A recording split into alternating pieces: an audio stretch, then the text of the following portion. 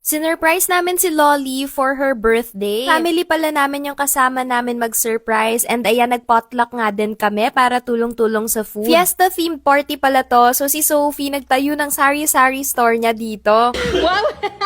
Naka-card!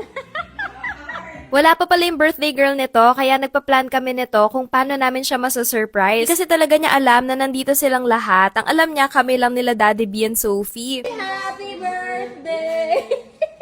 Happy birthday to you! One more time! Happy birthday to you!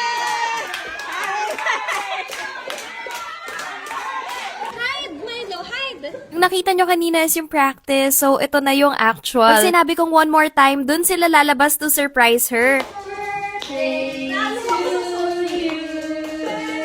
One more time!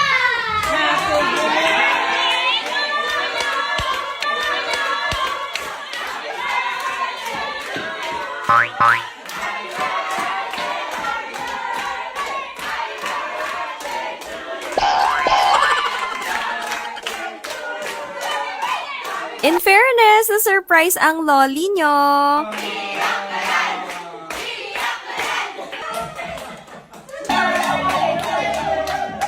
Grabe, sobrang saya niyan. Tapos tignan nyo naman, mga naka-duster talaga kami. Fiestang fiesta, mga marites sa Barangay Chismosa. Char.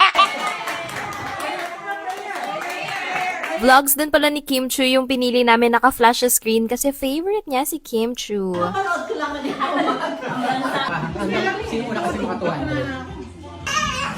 Go, Sophie! Get the one you like! Go, go, go! Go, go, go! Get the one! Yay! Yay! Smile! Okay! Ganito na talaga. Hindi, mataas na eh. Ito, isa-isa sila. Okay na yung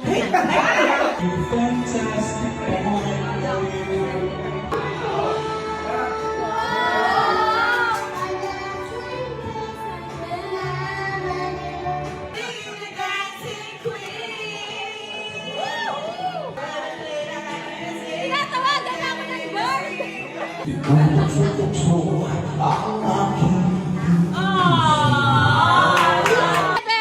6,